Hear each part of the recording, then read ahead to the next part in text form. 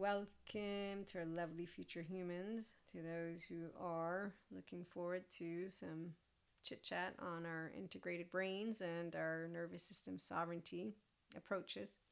So, pressure, it reveals self leadership and what type of leader you choose to be. But before that, you will want to understand that you own the brain, the sense of self. And so that means that under pressure, you'll say, I almost reacted, and then I remembered that I get to choose how I'm going to show up. And we talk about this in a short 3 leadership truths that we don't discuss enough or hold leaders accountable for.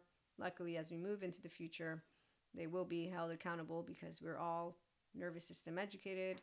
We're all aware of what an emotionally mature person brings to the table, and those who don't have it, and we'll get to that in a minute if you're new, but one, pressure reveals the level of self-leadership a person has. And so when someone doesn't know how to work with any of their emotions, we will know that they tend to look to validation loops. And so 2, fear creates compliance, not growth. So they go to the unhealthy fear tactics that they were surrounded by. That's why the validation loops are for people who, 2, not learning self-regulation. These are the 3 kryptonites, by the way, to human awakening, personal growth, spiritual growth, evolution. What else? Real leadership. Okay, so while there are those who will say the fear-mongering ones are true leaders, we will say they are leaders of a time that we understand and that we hope, as we keep moving forward, we will see 3 completely worked with, since we all know about the flow state thanks to brilliant neuroscientists and neurobiologists. Oh, by the way, natural selection. Biology always wins. God always wins. The cellular process and moving from chaos to organization. When you're a manager and a master in motion of your own system, that's where the embodied divine feminines are at, and the embodied divine masculines as a 5D mystic. You all know, you've heard plenty of stories. We had our lovely 3-3 portal, and we also had a lunar eclipse recently. So unembodied intellectual leaders who lack integration, yes, we spot them, and we know that they are a group of individuals who will say, to this quote, Ralph Waldo Emerson, the creation of 1,000 forests is in 1 acorn. So is the destruction, Maria. And in fact, because 1 acorn can destroy, we must. Okay, so this is the part of where they model epistemic laziness. They forget that we all know some things. So they don't know how to be disciplined with their knowledge. And then they don't know how to have fun. And then they obviously don't know that academia will continue. And so will research and all that. So they actively, what they do is amplify polarization, but they're amplifying it with others who, so the people who validate each other, that's because they want a sense of belonging, because relying on tribal certainty. So those who are fear creates compliance, they don't own themselves, which is why under pressure you'll notice who they are. Like my facade friend and any other masculine, they're not empowered. When I say masculine, I'll use Maria's way of telling you, it's half a brain. This one right here, the left side, it talks. After 2 years of age, the left is activated. That's science's information, but remember, I'm a pseudoscience woo lady, and I do fuck up the data sometimes, and I do forget words, and I confuse them. So I'm imperfect and flawed. I take ownership, but I'm letting you know what's amazing is when you find the left and the right. So the 14-month-old is like, hey, yeah, I'm here. I have an ego. Oh, it don't die. I continue working to expand it. Like, seriously, it's amazing. So we don't do let me amplify 2 sides. It's, wait a minute. I saw the third over there. Nuance. 4, 5. Oh, look, they're all. So we have fun with complexity. Tribal certainty is boring, and it's ignorance, and you don't shame people out of their ignorance. You also don't make them believe in human potential, and that it is the year 2026, just so you know. So yeah, it's manipulate emotional charges. So that's what they do, which is why when you're in a work environment, you'll notice it. And those who are groupies, you'll be like, yeah, I'm not a part of that group. Nope, not a part of that. Nope, I'm over here with the ones of us who are mutts. We're basically a mixed breed of everything.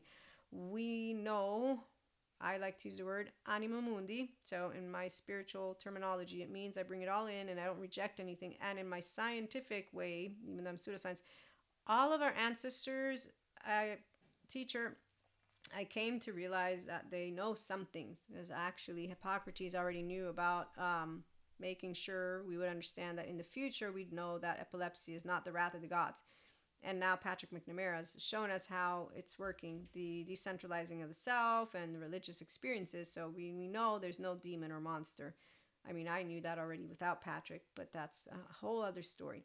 So FYI, the spiritual ones who say we have to prove spirituality, I'm like, yeah, no, that's not our job. Actually, scientists, they do the hard work, like Stephen Porges, and they actually get to put up with each other.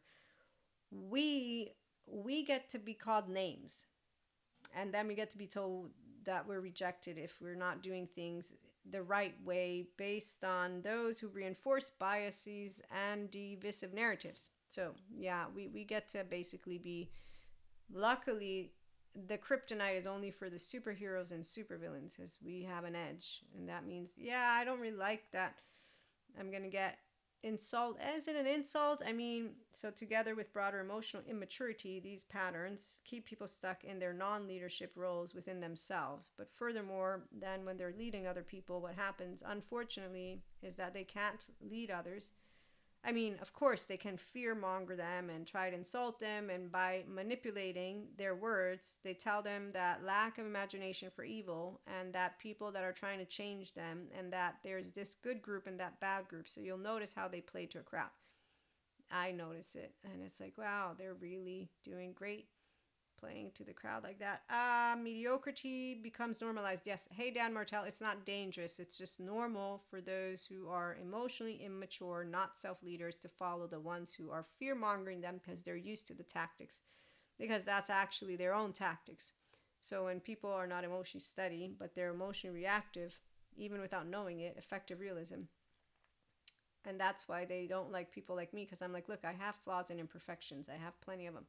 I try to remind myself so that I can come down and make sure that I'm inspiring, in a way of saying I'm motivated by reminding myself the creation of 1,000 forests is in one acorn, and all acorns matter. Thank you, Ralph Waldo Emerson. And that it's true, one acorn can actually also go and destroy 1,000 forests. So I got one acorn over here, the good one that will create, one acorn over here, the bad one that will destroy. I'm going to say that I would love for them to realize that there's something more in depth than just these two sides. And that's because every acorn has a reason. It's not an acorn, a person. I'm not going to objectify a human being. It's an embodied brain of a human being who has, how old are you?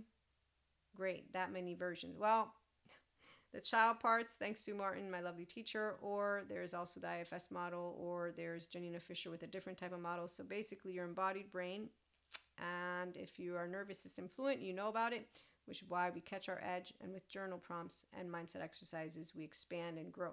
And that's those who are 5D, mystics, and spiritual. So we're practicing, by the way, our 8th and 9th chakra. I know that some of you think I've forgotten about that, but I haven't. I just am not prioritizing that because, by the way, our bundles, the inner growth mindset ones, they are good for you to use even in the absence of the word 8th and 9th chakra. But if you are curious for them, those who are regulars, let me know. Write me an email. Okay, so the people who are in the organizations and in positions that lack leadership skills because they lack emotional regulation skills, but they have the capacity to come together because they have the same ways of thinking, because they have the same ways of feeling, because they have the same unhealthy fear, dysregulated, that those who are, again, ignorant do. That's not because they're ignorant of books. No, they're ignorant of other books. Then they're also apparently ignorant again of it's not black and white. And so they will bring mediocrity to anywhere. And those who are self-leaders will be like, yes, I don't work in mediocre environments, so they're not dangerous. They will bring work-life balance. No, it deteriorates. And that will be, I will take my work-life balance in my own hands and make sure it doesn't deteriorate. Employee morale drops, yes, and that's where anyone who is going to take pride and love what they do is like, I'm not going to become, I'm going to ensure I thrive because I'm motivated to be myself. So this is why, whether you're an entrepreneur or work for a company or any of it, it's not because we see 10 companies that way, all companies must be that way. That would be a very, there's a word for it. Lovely Michael Yapko, another lovely sciences man. There's studies, they talk about it, generalized thinking. It's one of the ways people don't get over, meaning move beyond what he defined PTSD. So I forget the whole explanation, but he's like, there's the study that shows, and I forget the sample, might have been small, but this generalized thinking, so it happened once, so now it's always going to happen. So your mindset is everything, in that you're going to think things, you're going to feel them first, but if your morale is dropped, you will motivate yourself in a way of being self-aware. I know why I'm dropped. I'm around that, which is because you're going to have your nervous system fluency. So it's like, okay, yeah, I'm actually not where I want to be. It's not going to be a struggle in the sense of, oh my God, I'm suffering in life. It's going to be, okay, I'm not where I want to be. So you pause. That's why we train the pause. That's what self-leaders do. We allow ourselves to, okay, this is what's going on, this is what's going on. And you respond consciously instead of reacting automatically. And as you embody self-leadership, you continue to make choices for yourself, and that's where those good companies will be at. They will be caring about work-life balance. They will be caring about bringing A game. They will understand the importance of the good therapists and therapeutic value, and actually personal growth will be a priority, not to mention personal growth from perspective of objectivity. So here's a perfect example of what failure is, if you ask me, even though it's not failure, but failure to notice oneself. So as I said in our short, pressure reveals self-leadership and what type of leader you choose to be. Now, those who like to tell people that are discerning, compassionate, and loving that love doesn't win, no, love does win, because we have healthy fear, which means we own our body, which means we are intelligent, not the fake kind. So we're not just randomly using our 2-year-old brain with verbs, with words, blah, blah, blah, blah, blah. We are actually consciously aware of what we speak, how we speak it. We can be incorrect, corrected. We don't care. We know where we get information. That's what an intelligent anyone is.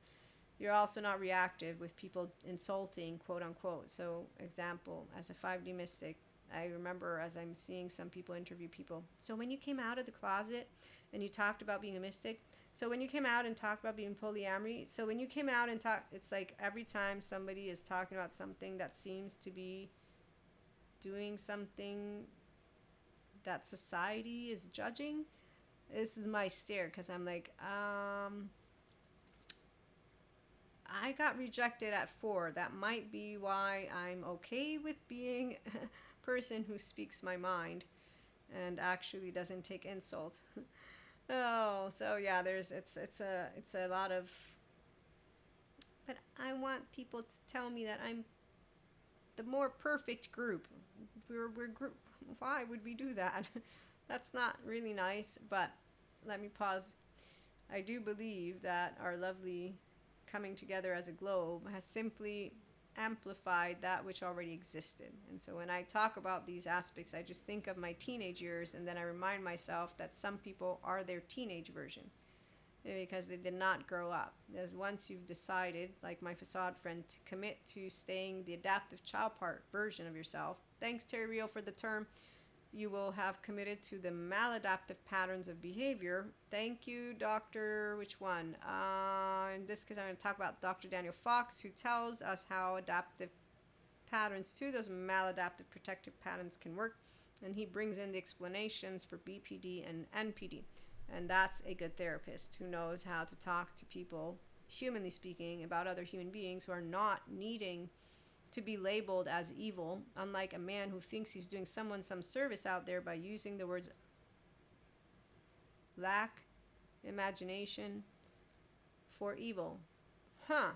You just dehumanized an entire group of people who can be helped by an entire other group of people, and you wielded your mouth to play to a crowd that actually goes on Kylie's page, who's a healing narcissist, and tell her and her sociopath boyfriend that they should off themselves. And I think, wow, that's really not smart. You lack education for evil. You apparently even lack the knowing of Michael Stone. He's a forensic criminologist. He gives us data, and there's a spectrum. So you lack education, you lack a spectrum, you lack the capacity to learn things, and you have an arrogant ego that thinks you just did someone some service while you simply did something called the same MO of every other mass person who wants a good group and a bad group, and who is going to have that, of course, because there's a bunch of people who don't have self-leadership as a priority. My teenage friends included.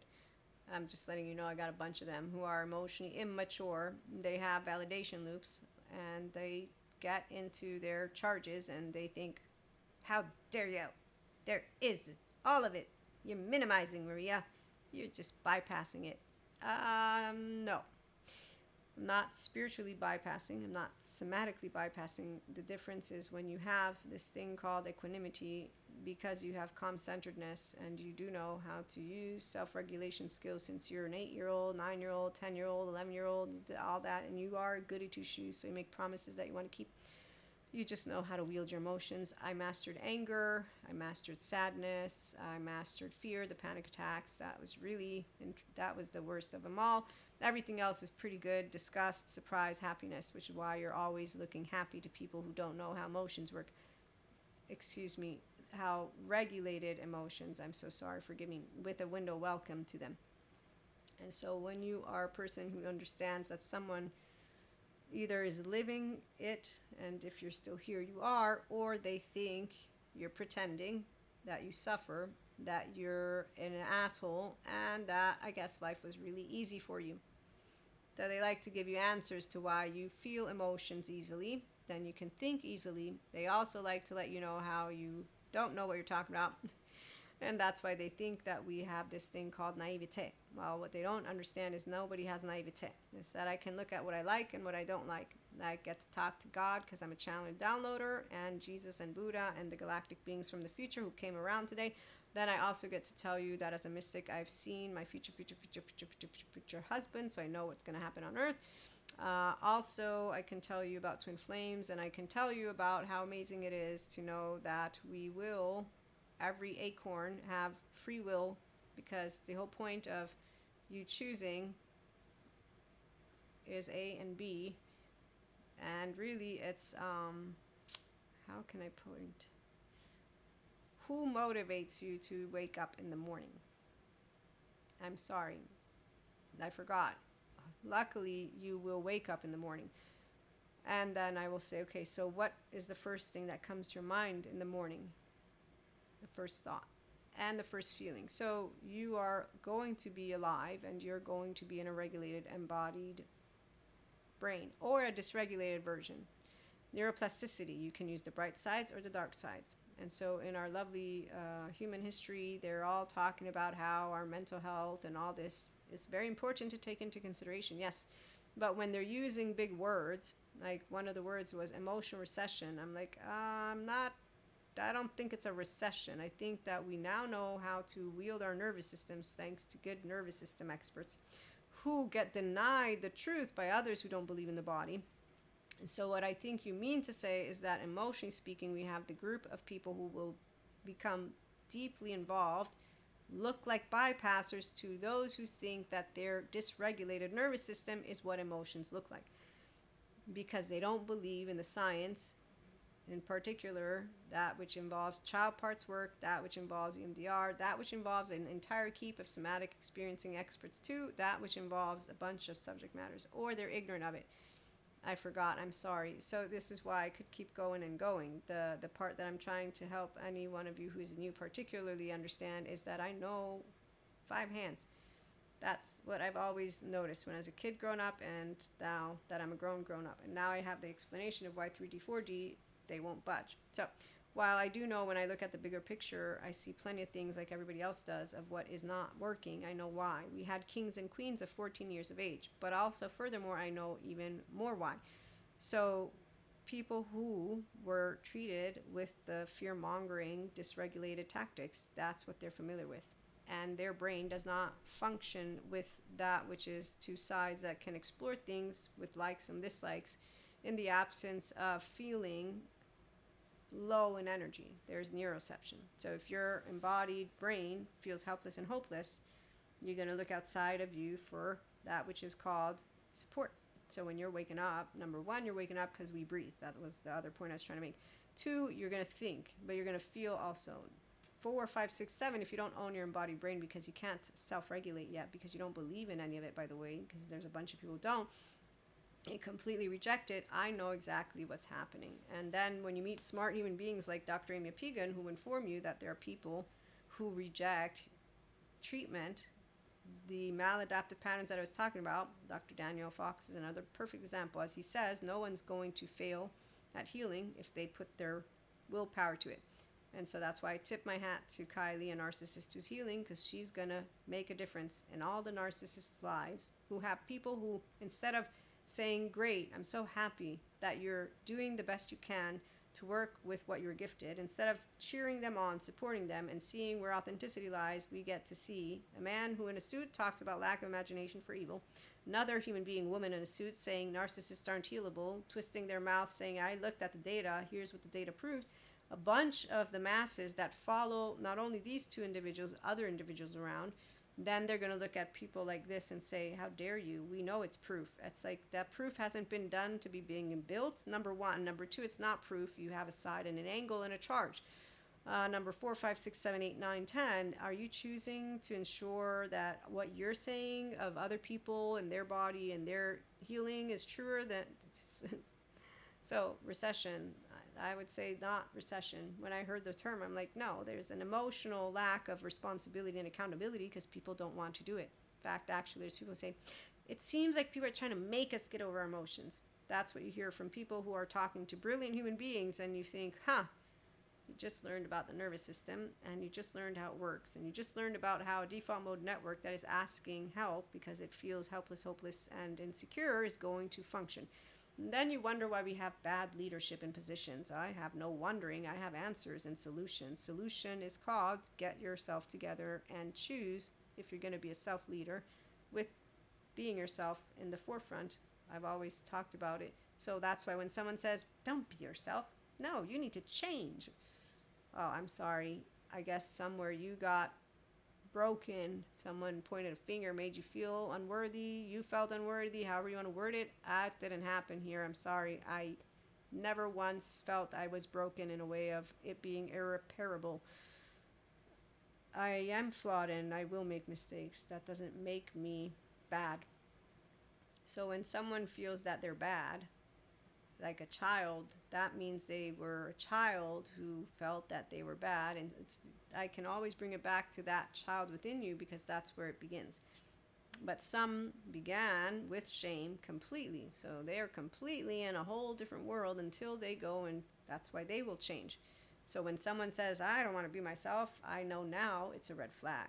And then I know that if they are themselves, they will be happy to become a person who can have good manners with all people, narcissists, sociopaths, psychopaths, all of the spectrum included, and not wield their mouths and say, we are going to say that people can't achieve their best potential because we see evil out there. Yes, we see suffering, and we see what it continues to bring. And ours, you get to choose. You're going to be a leader, or if you're going to be a fake leader that will be remembered, not in the same way that some people think they will be remembered. And I am laughing right now because that's the whole point of what ego does. It blinds people to the point of, I think always of the Roman Empire, and what I learned as I was reading one of my history books or my history teacher. They didn't know what was happening. And you know what happens to those who are blind? They don't know what's happening because they're too arrogant in their own ego. They're too completely far removed from reality to actually have that which is called self-awareness, accountability, regulation, put a hand on their heart and remind themselves, there's not a better or worse group. There is a human, and it's a globe, and it's one globe. Like, you can, whatever, you want to really fight with the flat earthers right now? I'm pretty sure. So when someone has epistemic laziness, that's why they're easily going to fall around some asshole and more who wields their mouths in ways of giving them polarized opportunity, because certainty, tribal type, small-minded, is way easier for a dysregulated embodied brain, meaning a person doesn't know how to wield themselves within the centeredness and hear words and then allow conversation to happen, than complexity. It's not, I do it this way because it's not complexity. What motivates you to be yourself? What inspires you to be the best version of yourself? So when people are objectifying their life around everything except for use your name, thank you very much.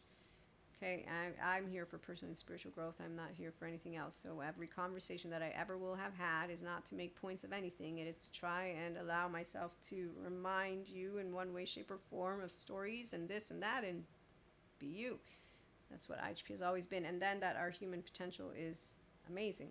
And that, yes, I see what others see too, but that doesn't make me generalize my species and say they are going to fail. I also don't use our ancient ancestors, Atlantis or whatever else, to say, we're risking it. Maybe we're going to repeat the same mistake. Maybe we're going to repeat that. Wow, so you're still looking to the past. You're still comparing us to the past. You still don't know what year it is. You apparently continue to not have faith in humanity.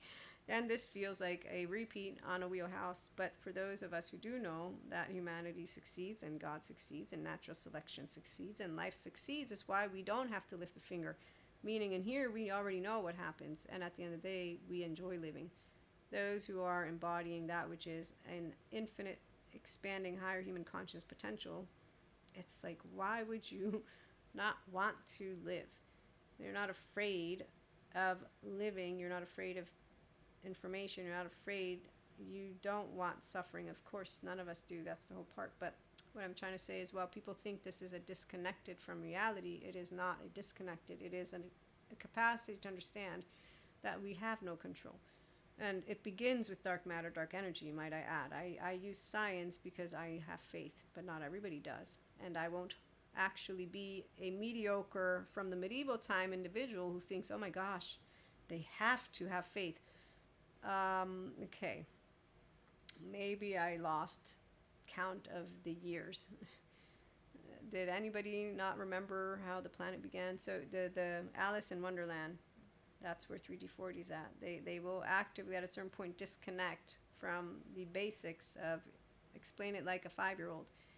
We began with the Big Bang and all of that, right? Okay, so science doesn't disprove God, it explains aspects it, and it continues to do so. Technology, it is something we've been building. I think of the sun and the stars and the cosmos, and one day of those who are on planet Earth being able to leave. I am not disconnected from what scientific conversations are, even though I don't understand them all to their fullest complexity. And I don't go and say, just because I don't understand physics to the end of it, that it's all fake.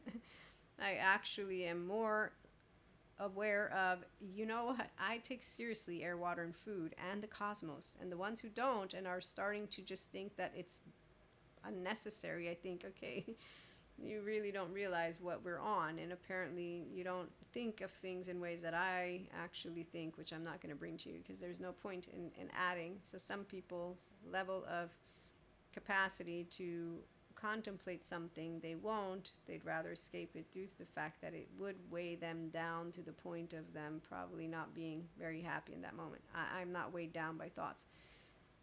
But then again, as Sabine, I forget the last name of hers, but in her book Existential Physics, which I still want to read, it's just going to take me time, she says, please be aware, I've gotten emails from people who tell me, what is the point of living now? Like, you've told me all this stuff, now I feel like there's nothing for me to live for.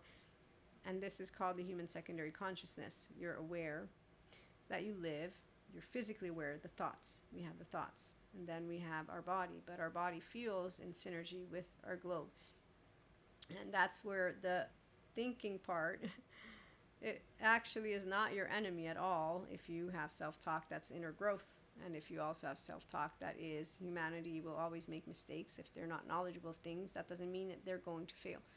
And thinking of worst case scenarios, that's not actually what we want to do. We want smart, analytical, all of it, to have all of that at play, but with we're going to successfully achieve things. That doesn't happen when you have bad leadership because they're divisive. because they're egoic, because they have ego battles. So basically, what is sad, and that's where I root for the intellectually, emotionally sovereign academics to ensure that we have more of academics who are not pompous assholes and arrogant due to the fact that they slow down things in ways that are using the past versus using their brain for now and allowing consilience to be a part of their approach. Okay, so as an academic at heart who just isn't in academia, I'm like, okay, come on, smart ones, get it together, get rounded up. I don't know, have some kind of meeting, all of you, and try to figure out how to spot the ones who are like the bad leaders in companies, bad teachers, bad because their ego is so inflated and they're so insecure that they've lost sight of what they were supposed to be wanting to do in the first place, which is not only educate, also actually look at with curiosity. So it's when you're looking with curiosity, it's when you're looking for a way to bring forth something that is called, so in this case, yeah, again, the sun. It's real. We want to address this, okay? And I had a whole debate about this sun thing, but it was only because I was saying science might be able to create a way to have our sun continue to give us the heat we need for it to continue making life on planet Earth. And I am rooting for scientists because I don't want children, but there's a bunch of other people who have them.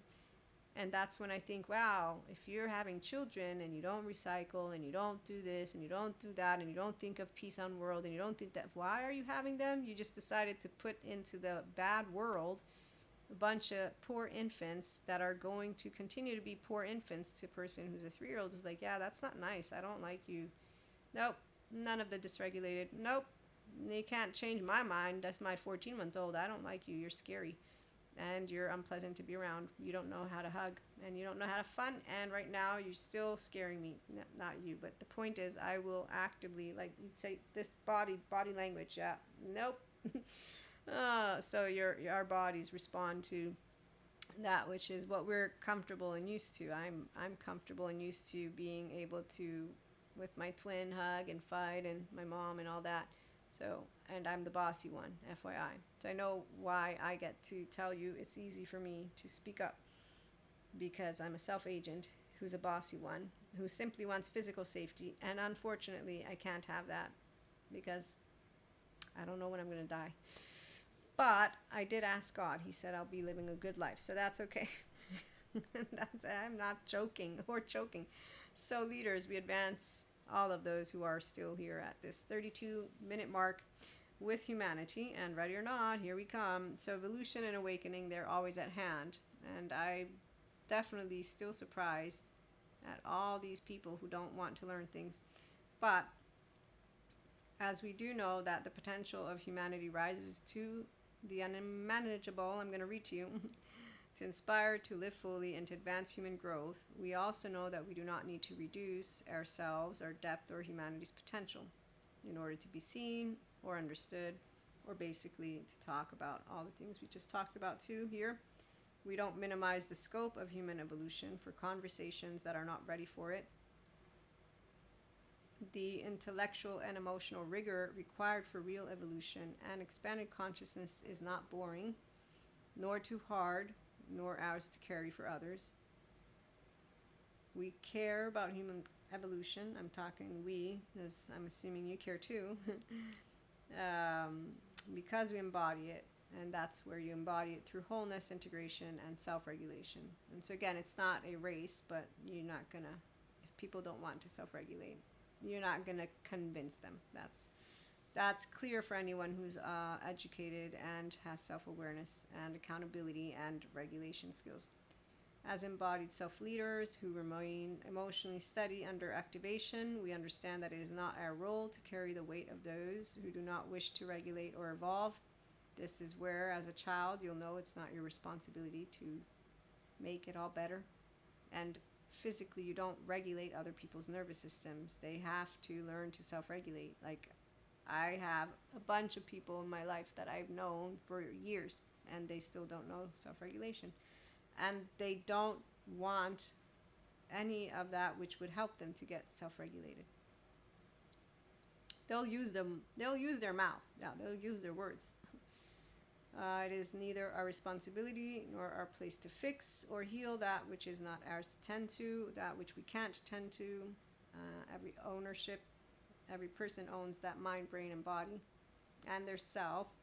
And so their free will is that they can choose if they want to gain nervous system fluency, self-sovereignty or not. Growth can't be imposed. You can't shame someone out of ignorance, emotional reactivity, polarization, tribalism, or effective realism, let alone can you talk sense to them when they're following the bad leadership around. And you don't have to call it bad because of them being bad, although they're ineffective. But they're not actual leaders. Like if I could say what an actual leader is, which I try to, but those will say, but these are leaders too. So objectively speaking, we're going to have effective leaders and not effective leaders. I can use those words. Dysregulated individuals can reject regulation because they fear it, and in fact, they actually tend to. They have grown up with a wounded inner child that has not been integrated. The adults become the very version of themselves that they once feared and learned to defend themselves against, which is even more upsetting. They become a Peter Pan who, instead of actually becoming, have you seen Hook? So in Hook, obviously Peter Pan grows up, then he grows up to not be the Hook so in this case, they turn into the Hook they never intended to become. And that's our adaptive child part people who don't heal their core wounds and who bring forth that which is their trauma stuff, and into the future they say, no, we need to be there, and they continue with those same stories. So in the same way their childhood innocence and creativity were taken away from them, they unconsciously bring this distortion into the world, which is why I don't say bad or good, meaning they're unintegrated people, those who use fear tactics, those who set up divisiveness and all that. Their narratives may differ, but they carry the same tone. Dreams don't come true. Nope, don't tell kids their dreams will come true. Allow yourself to start making them think their dreams can come true. Suffering and sacrifice are the only paths to growth, or you have to go through pain. One, pain is part of life because that's just a part of your emotional body. If you learn self-regulation, it will be okay. You won't be dying of it and you won't suffer life and you'll make conscious choices, which why once I got to college, I'm like, what are you guys doing? Then I became a professional and I just started to get used to what emotionally immature people do, and it's none of my business. So you leave it alone. Good and bad are the only two sides of reality that they see. Destruction is more powerful than recalibration, collaboration. They actively do not believe in creating a sustainable entire system because that's what stinginess does.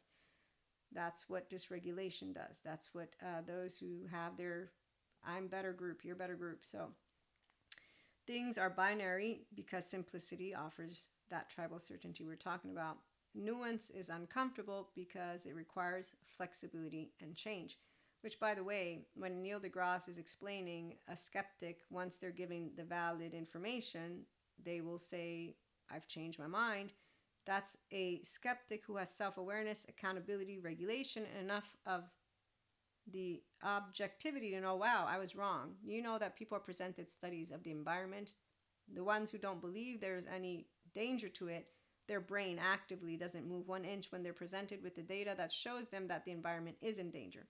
But as soon as they get validation data, see, I'm right. So studies show when you don't own your brain, meaning you're not self-aware, and your likes and dislikes, you're not looking at data in a way of being objective. What's the sample size, what not? But really, at the end of the day, again, why would you deny it? Why would you not work to help the environment?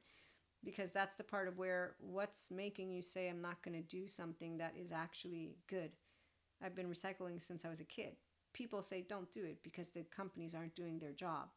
I'm not going to model mediocrity and not do it because they're not doing their job. I'm going to hold them accountable, want them to do their job. I'm going to go and vote and make sure that things are being taken care of. I want the environment to be saved. I want the future to be saved. I don't have a belief or not belief about it. I'm going to be proactive about it to save the world and treat it right. So people like to talk about how to treat your own home right, but then they don't think about the environment, and it's an inconsistency. And you'll notice how it works, but I digress. So at the end of the day, you don't make people believe in doing the right thing. They need to choose to, and then it needs to work with what their brain is. Now, if they're smart, then none of the I'm going to be obtuse about something like that happens. So the more of those who are self-leaders, the more we will see things taking place in a way of holding people and leaders and all of it accountable without the charge, but with, okay, common sense. Okay, let's keep moving forward, because that emotional steadiness under activation has us, one, coming together with different opinions, two, staying proactive on that which matters, and that's where the intelligence lies, and that's where people are at. So while the ones who don't move into any of what I just spoke, their narrative stays the same, yes, they form groups, convinced their way is the right way, that they are separate, superior, saving humanity, or entitled to dominate other cultures, nations, and ways of life. And so, example, I eat meat. I saw a sign once, if you eat meat, you don't love animals. No, I love animals, but I want to eat meat. Do I want sustainable ways to treat animals? Yes. Do I believe it's possible? Yes. Companies who care, and us consumers who say we care, and then it will change. Change happens. Not the part of making it into a group. Oh, I eat meat, you don't eat meat, now we're against each other and exaggerating. So any form of exaggeration is actually a level of immaturity on concepts, topics, and doesn't move anything forward. Actually, it just creates the divisiveness. And so those groups are divisive. Then there's the ones who are from the outside. How can we effectively communicate something, knowing that it doesn't matter right or wrong? Because if they choose to not believe in the data, they choose that. So you want to ensure to speak like you would to anyone, because that's the whole point. We all have a 3-year-old, talk down to anyone. Don't matter what you say. When I become a judgmental asshole, when I'm in my little teenage version, that's the pouring, and that's my edge where I'm continuing to grow, because I know what I want to bring to the table. And so it's about being able to respect differences, acknowledge differences, know where they come from, and then from that place, we like and don't like, we have a good and bad, we have objective reality. One globe, people, get it together. Everything else is secondary. The minute that you have anyone who's divisive on specific subject matters, now I know I got a team of people that I can talk to or not. Because like my facade friend, and like the studies show, those who are convinced don't budge no matter what. It's not a conversation. You got a flat line in front of you. And that's the difference between people who are true skeptics and aware, accountable, regulating, and smart, versus someone who's simply, in their mind, they think their entire group knows everything. And that's ego right there. And it's not necessarily an insecure one in a way of it being insecure, but it is one that is of insecurity, ego battles that keep Cain and Abel stories alive. And it's as if rivalry and division are the only way human beings and humanity can survive. They will actually speak these words, and they are not. We are not a species that has to be divisive in any way, shape, or form. In fact, actually, we are showing quite the contrary. So those who are insecure egos, they will consistently be in this Cain and Abel thing, because that's what insecurity does to people who don't own their brain, by the way. And it doesn't matter the words that you speak to them, they don't own. They don't observe, witness, narrate. They don't have active emotional regulation skills. They lack epistemic discipline, and they lack the capacity to notice themselves in their ego when they're speaking. And even if you try, like my facade friend, to talk to them, or you even think that you're making sense, like with him, they're talking over you. So it's not a lost cause, because we're not all that. Those who are that, you figured out by the fifth hand, you know what you got. You got a pattern on a wheelhouse. It's an emotionally mature person. It doesn't really matter, because really, again, social time for me. And then when it comes to being proactive, those who are successful entrepreneurs and leaders work with successful entrepreneurs and leaders, which means intelligence. Yeah, you're not going to be attracted in any way, shape, or form to working with those who are mediocre, because they're not dangerous. Dan Martell, love you, man. They're obvious to us. And it's like, yeah, I'm not going to go, nope. They're all out, because they're all part of the masses who continue to not notice what they're doing. And they're part of not a problem. They're part of what looks like a stalemate, but it's not a stalemate. It's actively simply a situation at hand that is familiar. So unregulated adults, they are very much familiar with these dynamics. And embodied self-leaders, we recognize the tone of the ones who are emotionally immature. We do notice their minimization of human potential, their fantasy narratives of good versus evil, born from their unintegrated inner lives, and manipulation, mass appeal tactics, artificial hooks, performative outrage, pseudo-intellectual certainty, alongside tribalism, alongside polarization. These are all manners that it's like, okay, I don't know who you think you're talking to, but it's not someone who doesn't know what's going on. Emotionally mature, aware, notices all of what I just said, and isn't thinking it's a monster. It's okay. We have unintegrated, unregulated adults in front of us. They're bad leadership. They're not bad human beings in the sense of, if you need to label them, then we have Michael Stone with his evil scale, but at the end of the day, when you understand that they all came from the same place, notice Diego's family from Ice Age and notice what gets described for codependent, maladaptive pattern of behavior people. Notice how it's explained. I know all about it. They come from a womb like everyone else, and they actually didn't have a good start. They were set up to fail, and they are succeeding in it, and then they're wanting to bring everybody else down with them, but that doesn't happen because they're not all of humanity. They're not all of 8 billion growing humans. They're the unhealthy, fearful ones who create groups. Their weakness is that. The weakness of divisiveness. And the weakness is that's a kryptonite. Validation loops, don't learn emotional regulation. Number 3, following jackasses around. Number 4, thinking you're actually right, not noticing yourself. Number 5, not noticing that you're really not standing out from a crowd. You're just what is familiar. And so the ding, ding, ding, ding, ding, the subconscious, unconscious, when people are looking for each other like the flat earthers. So the unregulated people, they not only lead from this place of unhealthy fear, their nervous system dysregulated continues to have these aspects that are unhealed, so they will call to each other, which as a mystic I could bring in some other stuff in here, but I won't for now.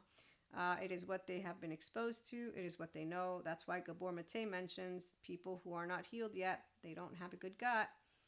And so even if their body's trying to take them to their wholeness, if they have that gut going on before they get to that wholeness, even though this is where I actually have a very different opinion, but I'm going to wait for that one. So familiarity, it does not equal destiny. And here's where I'm going to say karma comes in and dharma comes in.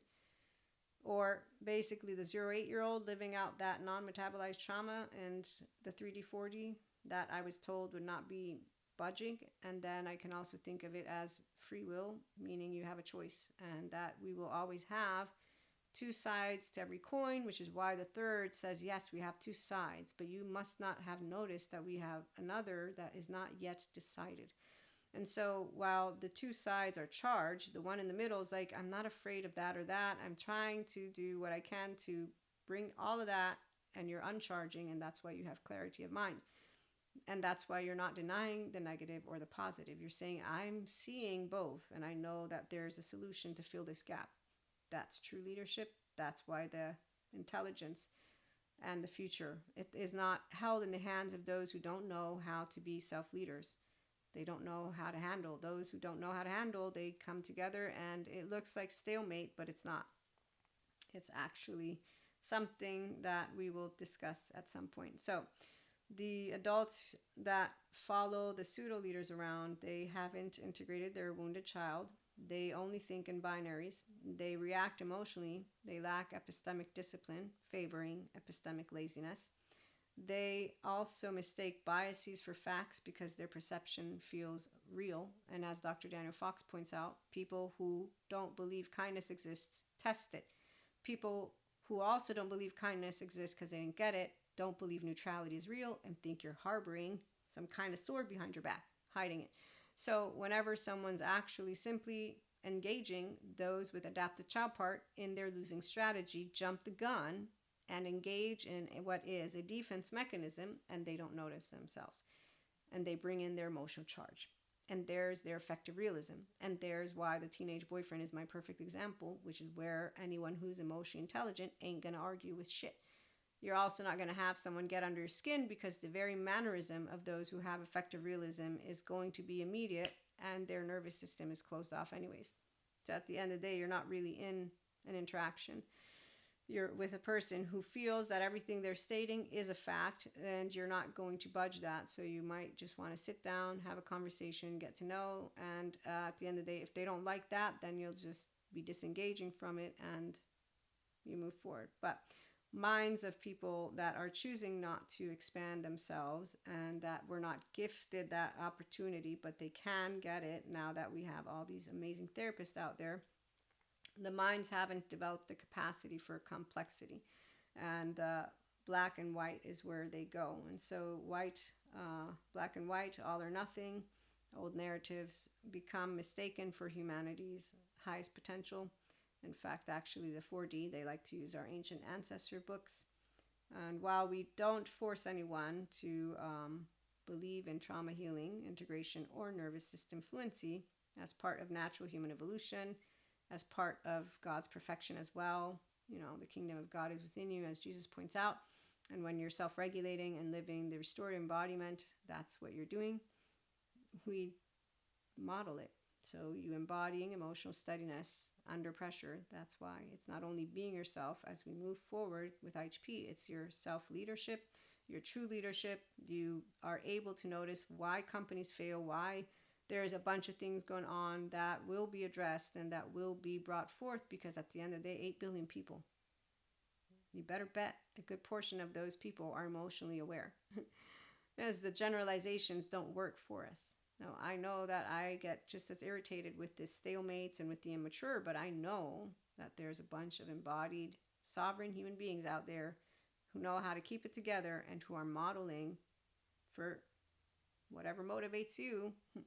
But you better bet it's going to be where you are responsible in choosing how you show up every single day. So you choose that legacy.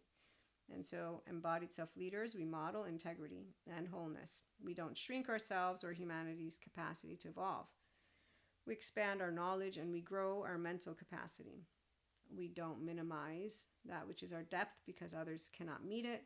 We don't say that people can't regulate. If they want, they can, and we regulate our intensity. We also deepen our relationships within ourselves and with others. And through journaling, mindset practices, self-reflection, wellness habits, and steady self-aware living, we get to pursue the lovely personal and spiritual growth that we've been talking about. We lead by example. We model what humanity is truly capable of, which is really nice. So you get to leave that behind, however you're doing it. And it's especially for the children of the world who represent our collective future. I think of all the children. They deserve to see that creation is not flawed at its core. And one of the things that I always think about, and that science and spirit both affirm human potential, and that no monster inhabits any of our brothers or sisters, only unintegrated pain.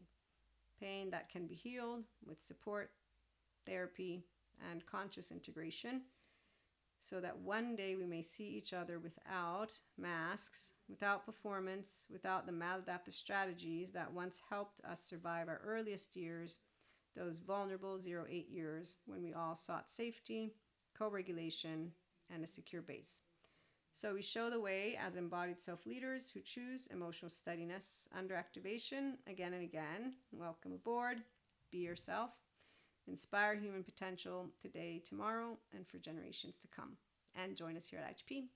And in that, thanks for tuning in on Spotify and our other podcasts. You're hearing me, so go check out the PayHip store. You can find the link in the description area on the podcast areas, or YouTube, or LinkedIn, or if you want, Instagram and elsewhere. And in the meantime, we might have something more for you later on TikTok, so join us there.